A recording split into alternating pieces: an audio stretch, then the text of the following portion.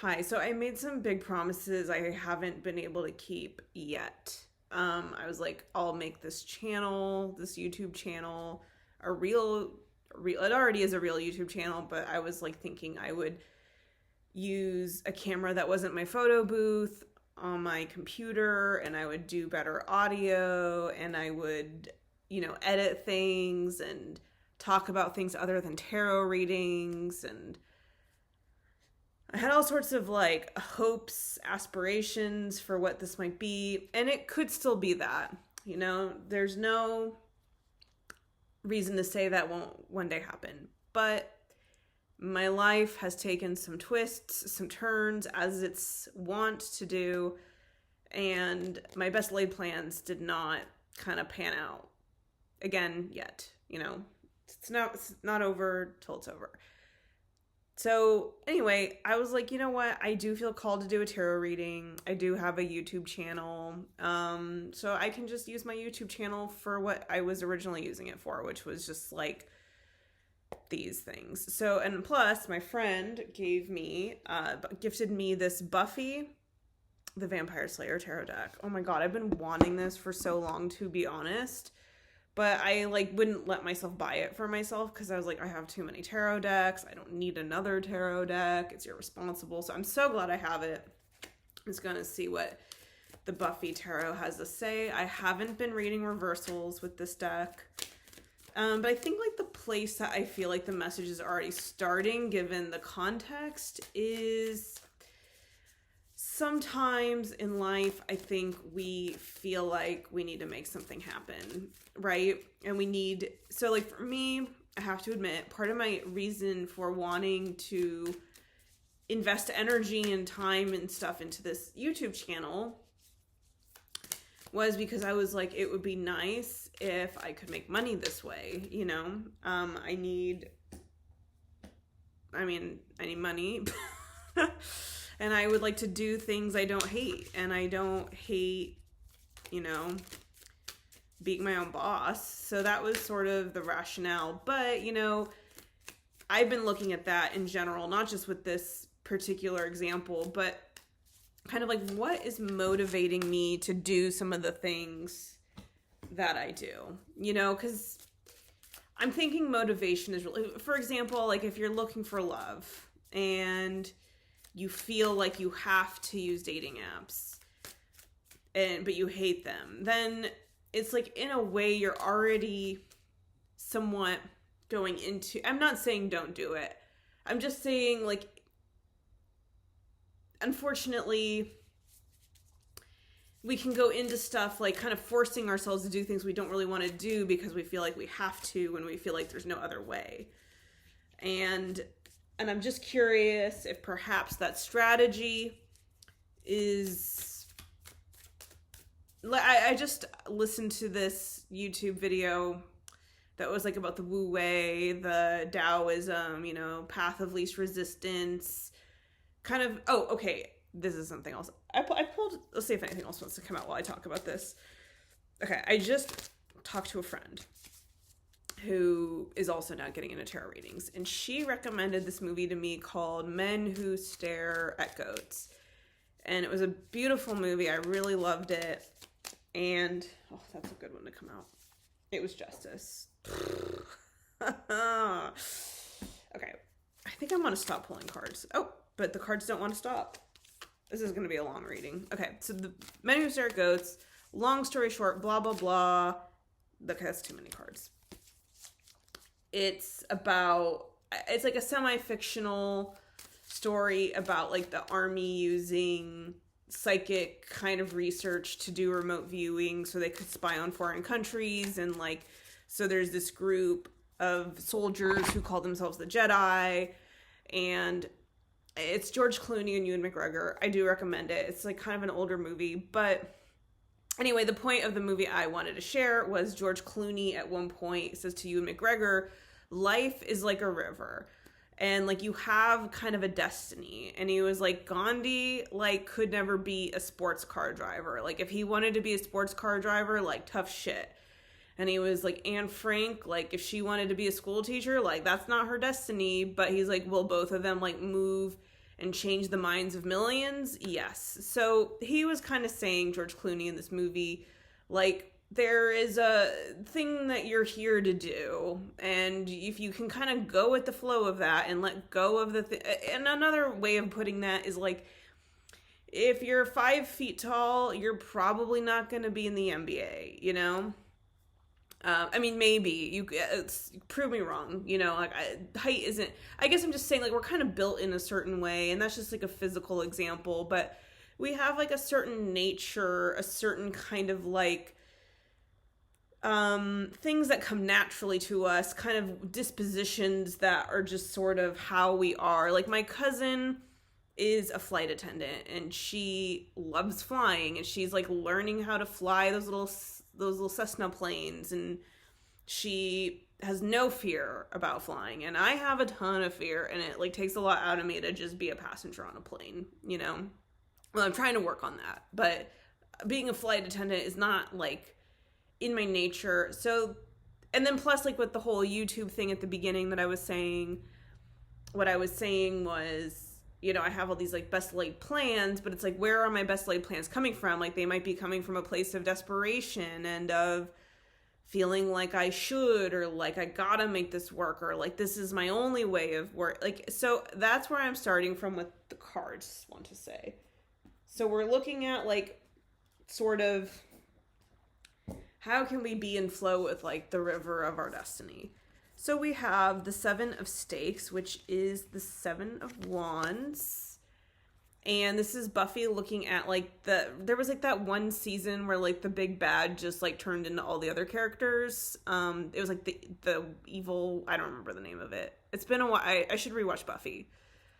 So 7 of Stakes, let's just look at the cards. So we got 7 of Wands energy, 2 of Swords energy, 2 of Scythes. Looks like that's probably, I have no idea who that's supposed to be honest. Ooh, 5 of Pentacles. Cute. Justice, I was happy to see it, even if it is Angel. Okay. 10 of Pentacles, which is Dracula. Okay, great. I think is it? No, it's just one card. Okay. 8 of Pentacles, which is Buffy stabbing this little guy, working on it. Okay, 9 of Pentacles, which is Anya kind of doing her business. And then we have Ace of Chalices, Ace of Cups. Whew. So I think I kind of want to start, I'll do what I usually do. I start with like the heavier cards, and then I kind of work my way to the happier cards. So we start with these 5 of Pentacles and 7 of Wands, 7 of Stakes energy. So 5 of Pentacles is like the feeling of like being left out in the cold. I'm kind of feeling like, I would say like there's like a little bit of like feeling abandoned, feeling neglected. We got these 2 little demon people who are kind of on the outside of this building. I think it's interesting to me that in this deck that the window has a key. So it's kind of like, it makes me think like it's like what I've been saying, like when we're kind of like knowing that we're not in safety, in stability, when we know like there's something kind of like a place we're looking to go, we're looking for like that key that is going to make it work. I think also with the 7 of Stakes energy. So normally in a traditional deck, the 7 of Wands is like, I think one person kind of like fending off everyone else, you know? So it's kind of like people coming for you when you're like getting your success a little bit. I think it's interesting that in this deck, it's her facing off with like the evil version of, so there's like kind of like this like shadow element or something. And this card just really makes me think of like, where is, and then with this too, being the 5 of Pentacles, like where is like the call coming from inside the house? I've said that before on this channel, but then I deleted all the videos, so you can't go back and find them. Anyway, whatever. I didn't delete them, I just made them private. Okay. Or unlisted. Okay, so it's sort of like, where is like the negative, like you can't do this, like this is gonna be too hard, no one's ever gonna let you in. you're never going to belong, like with this stuff, like kind of, or like you're never going to figure out the key, or you like, I just really feel like with the Seven of Wands, it's like the thing that maybe you need to fend yourself from is like an internal kind of voice that you've absorbed and like that you hear is your own, and like maybe you're aware of it, but it feels like while some of this may be playing out externally, it feels like there's definitely an element of it being kind of a perspective as well, you know, because with the Five of Pentacles being left out, it's like, okay, yes, maybe that door is closed, you know, but like, okay, I just listened to this, you know, rabbi talk about, there's a story in the Torah about like, there's all this like tainted grain, and like if you eat the grain, like you become crazy. And so these people are kind of like stuck between a rock and a hard place, because if they don't eat the grain, they're going to starve. But if they eat the grain, they're going to go crazy. I think in the Torah, they end up eating the grain and just like going crazy, and they try to like write notes to themselves before they do it to be like, remember that this isn't right. Like you went crazy because you ate the grain.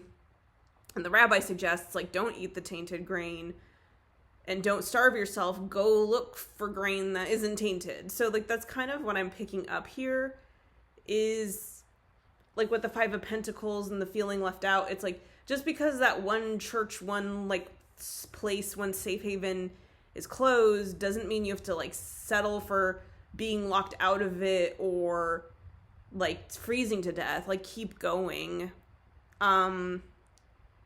And I think that's also kind of like what I was talking, like, I mean, even me doing this tarot reading, right? Like I had all these big plans for this channel, which might still happen, but I was like, oh, like I didn't do that. I never did it, but I'm still allowed to like come back to my channel and use it in the old way, you know, like I don't have to like be so all or nothing about it. I can be in a process of figuring out what is going to work for me and to do things in the meantime that are like, I need to do a tarot reading right now because I need to like figure out what's going on for me too. So this is as well.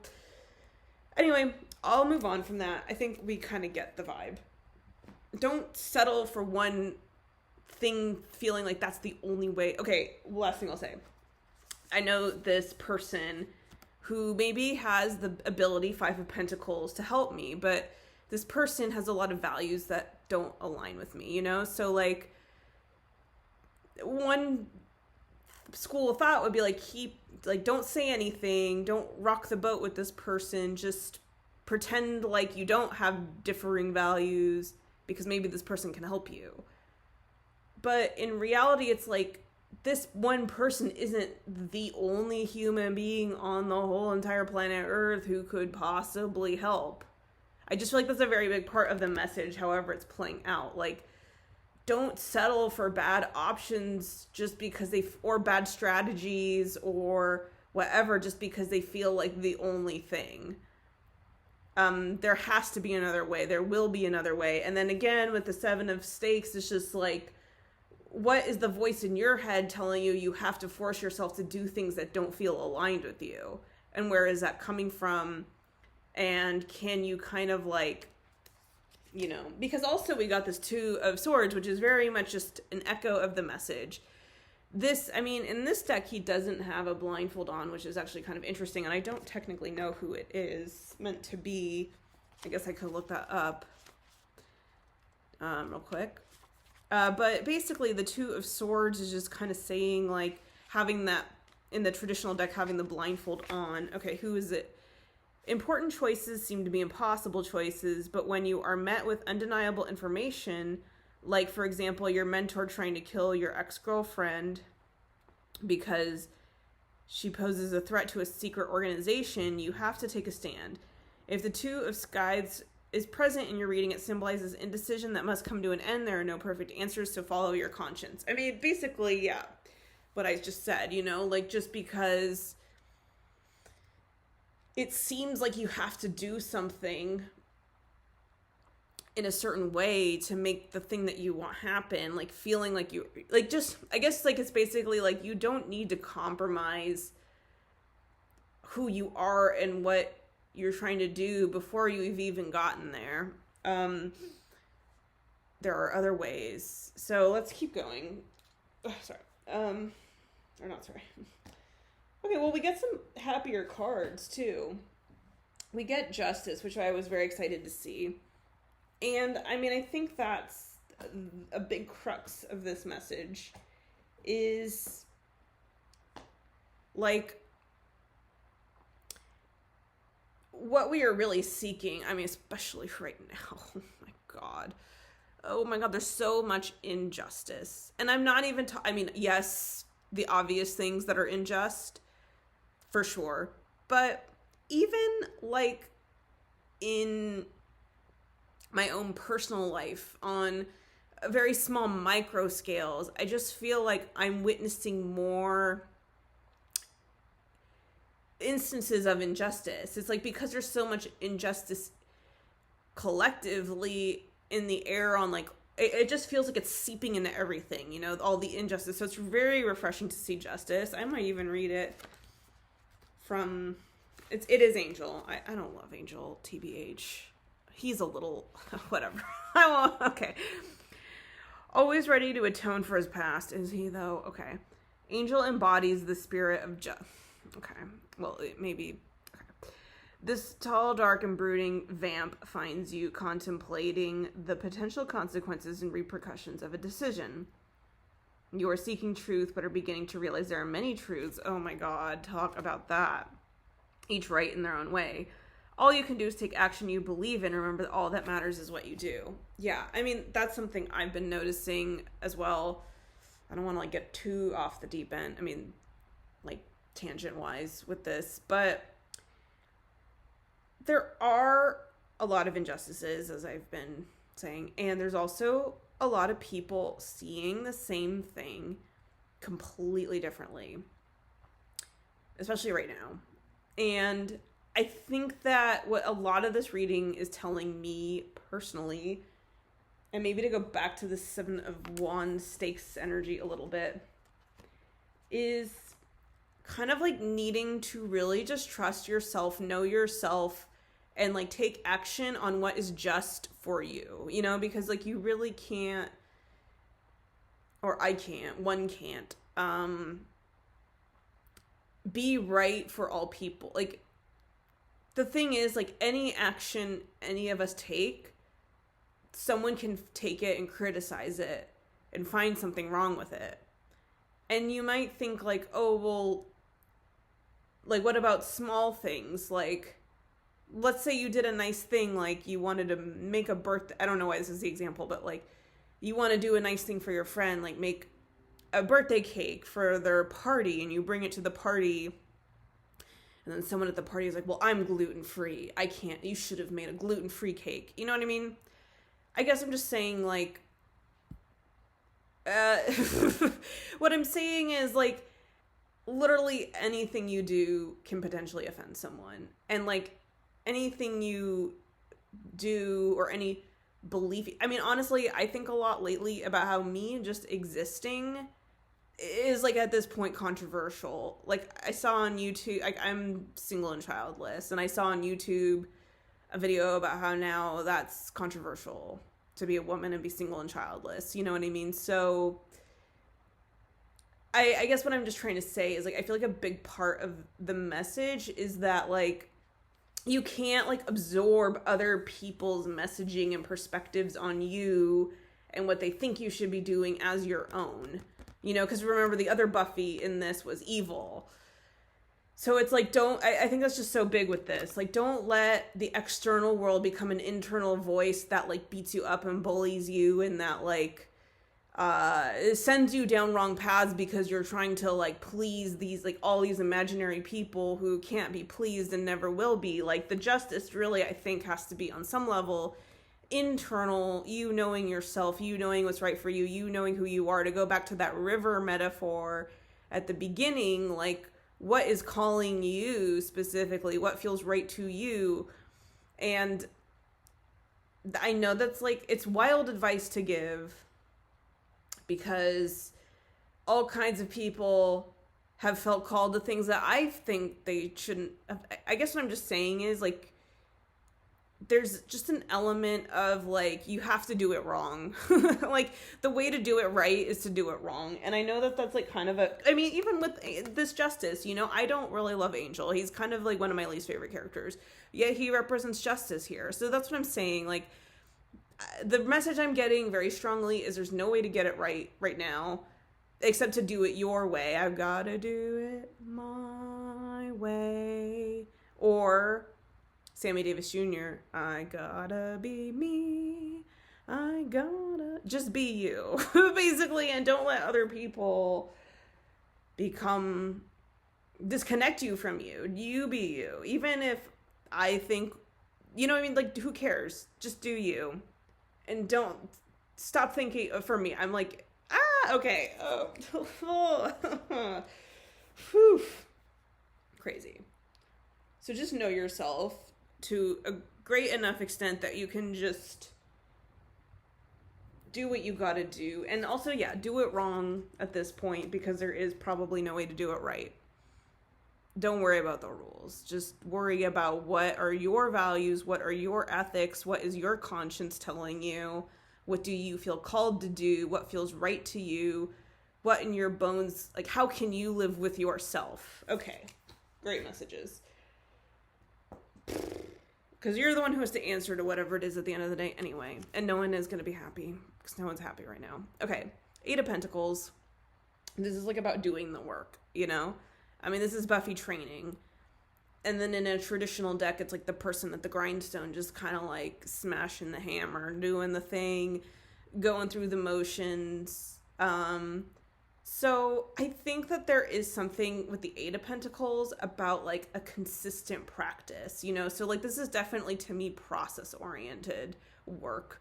So it's like, instead of finding almost maybe a goal that you have, find a process you can commit to. Like, I have a friend in the stand-up world, and her, like kind of goal, New Year's thing, resolution was, like, I'm going to go to 1 open mic a week, at least. And just, like, commit to, like, I have to do it once a week. And so that's sort of the thing I'm getting with the 8 of Pentacles, is just, like, what's something you can do that is in alignment with, like, this justice kind of energy that is, like, you know, something you can, like, show up to and, like, be consistent with, regardless of how it pans out. But also what I love about this reading so far is that we have this, like, very natural major progression of, like, 8 of Pentacles, 9 of Pentacles, 10 of Pentacles. So in doing the work, I feel like even if it is a process that you're just committing to, I think ultimately it does result in something that is, like, actually the other side of this 5 of Pentacles that we started with, you know? So, like, here we were talking about, like, don't settle for, like, a thing that isn't working, or a strategy that isn't working, or, like, don't eat the tainted grain, right? Like, so then, like, move on. Like, don't worry about getting into this place that's rejecting you. Kind of like rejection's God's protection or whatever, or rejection is redirection. Just keep going. Like, that's a really big part of it. Like, keep going in a way that, like, serves you, that you can live with yourself with and for. Commit to a process in that nature that makes sense. So, like, do the work, do the training, kind of, like, just do the thing. And then you end up here at the 9 of Pentacles. And then this is, like, her owning her own magic store, you know? So, like, I don't know if this is, like, the best example because it hasn't happened, but, like, I guess I'm just saying, like, okay, I have, like, this whole gripe with, like, AI tools that, like, basically write things out for you. Because people argue, I mean, this is my personal opinion, right? This is my justice. And honestly, I can't control AI, and it's like quite possible it's going to replace all humans anyway, and people don't care. So, you know, I don't mean to be I'm not a Luddite. I'm being myself. Okay. So yeah, this was a gripe I had about it. Someone was saying like, "Oh, I made this AI machine that like you just type in one word and then it comes up with like a whole script for you and all the characters and all the ideas and blah blah blah." And like, I'm making this for creatives, but I was like, what's creative about a machine that does all the work for you, you know? And it's like, you could argue like, oh, then you can edit it, you know, like then you can use it, like you can use the AI's idea generation to like bounce off of it. But I think the reason I don't actually remember why I started talking about it. I just think a lot is discovered in the process of creating an idea or forming something. You know, I feel like there are accidents that are made or mistakes, and then there's kind of the spontaneity, and then there's kind of like it sparks you in a different direction, and there's these like discoveries and surprises. And so if you have something that does all that for you, then you're missing out on. So I guess I totally forget, honestly, why I went off on that, except that obviously I am still holding on to it. But she owns her own magic store, and oh my god, I wish I knew why I went off on my AI rant, except that it is something that's bothering me. Well, anyway, Nine of Pentacles, we get here, and I think that to me, it's like her having her own magic store. Oh, maybe just the discovery process, right? Like maybe you end up somewhere that like isn't what you are expecting, and it is because of like kind of the trial and error and the struggle and like the working at it and the process. I think that's like kind of what I'm trying to say, you know, like, and also with this, the Justice, okay, this is gonna be, I'm gonna wind us down soon, but what I want to say is like with this Five of Pentacles, sometimes in our culture, we are just so conditioned, I think, to think that certain things are going to be the answer and to make us happy, right? So, for example, TikTok, really big. I see a lot of TikTok content where the TikTok content is content about how to make content on TikTok to become a famous influencer. And then the way to become a famous influencer on TikTok is to make content about content to become an influencer. You know what I mean? Like there's this kind of like multi-level marketing scheme thing happening, I think, at large, not just on TikTok. Like I think a lot of places will tell you you need to conform to this certain thing to belong, and otherwise you're like locked out, you know? And you can't be in the like successful but I think in this process what you're really discovering, especially if you're like being true to yourself and just doing it wrong, like you're like, I'm not gonna listen to what I'm supposed to do to make it big, I'm just gonna do whatever I want to make because I can live with that. I think you end up in a place where you've created something of value that is unique to you, that like only you at this point can do, that isn't something a robot can replicate, that is like kind of like, I think that there is just something about the value that you create when you commit to yourself and like a unique process that works for you and you alone, and that is for you and that serves you no matter who is like giving you like likes or comments or whatever, you know, like what, that kind of energy, I think it results in something that is the thing you were looking for. It's almost like, no, like the church isn't going to let you in, you have to like create your own church and then that's where you belong, you know? Or with the whole like tainted grain thing, it's like, well, maybe what you need to do is find the seeds of some other thing and then tend to your own garden and grow your own, and then you have like that speaking of Ten of Pentacles, you have like kind of now this not only like your own thing that like is yours that you can that only like kind of like yeah. And again, I just feel like it's like doing I don't want to say like doing things like the hard way, like, 'cause I don't think this like has to be like hard like in a unrewarding forcing way. I mean like willing to do the work, put in the work and the effort and the thought and the care because you love it, that it's just again it's like something of value that you create in the end that you can, because like the Ten of Pentacles to me is also about community, so it's kind of like about having something to offer the community that has been lacking. And it's like maybe the reason you found the thing the community needed that has been lacking is because you know what it is like to lack that thing, and you had to go out and create it on your own, and now you have like, so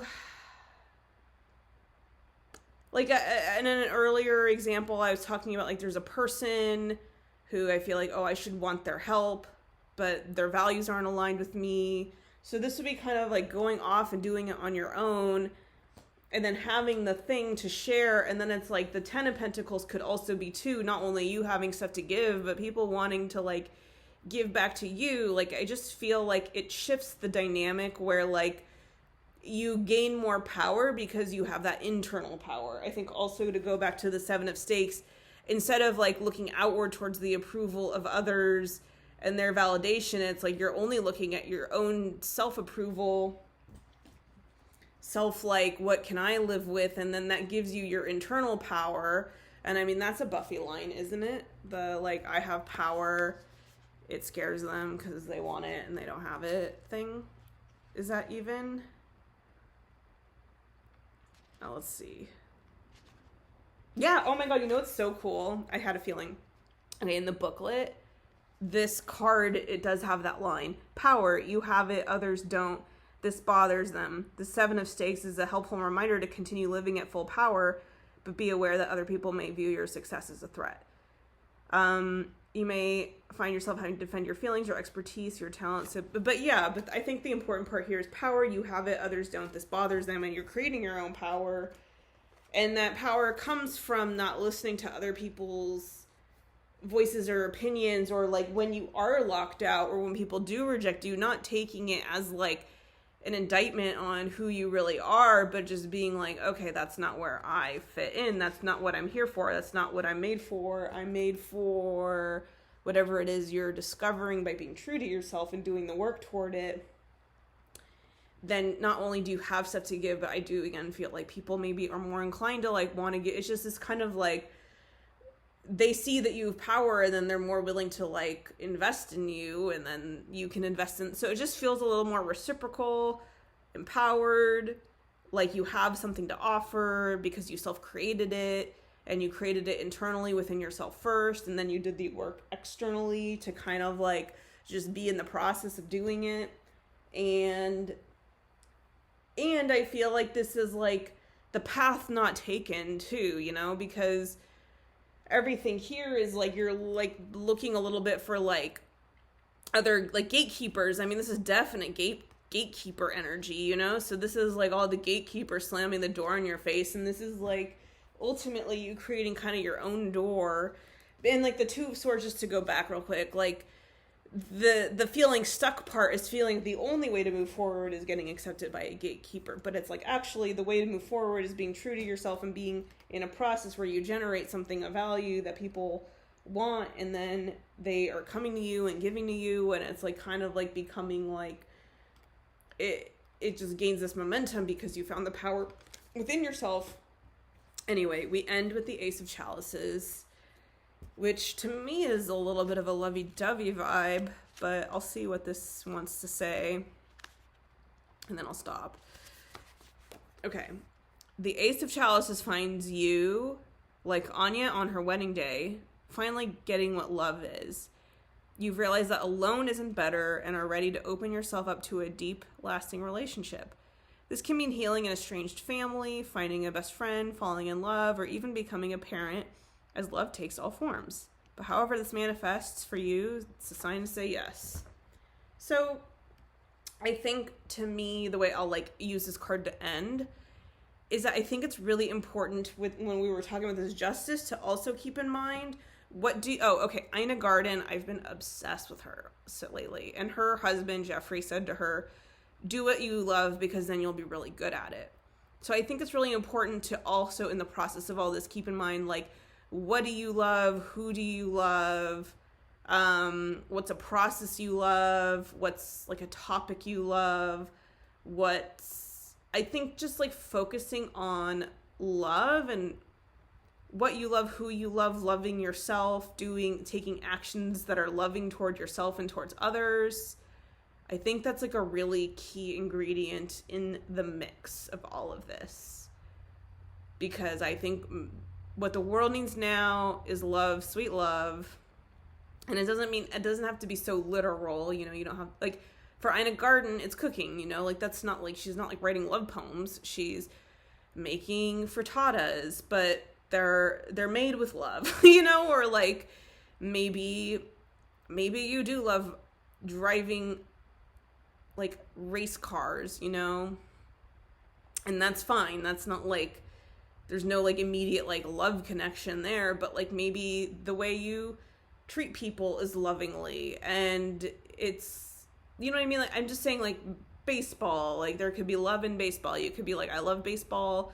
I'm going to love my teammates. I'm going to be respectful of my opponents. I'm going to like be a good role model and like do it for the love of the game, not for like the fame and the you know what I mean? There's just a little bit of that with the Ace of Cups. Is whatever it is that is your process and your because when I am kind of shitting on things at this point, like with those TikTok videos of like, the way to be an influencer is to make content about how to become an influencer and to like do it in this, it's like, do you love that? I mean, maybe if you really love that, by all means do that. But I'm guessing a lot of people do that kind of stuff because they want the followers, because they feel the void inside, because they want the attention so that people will pay attention to them so that they'll feel loved. And it's like, but where was the love?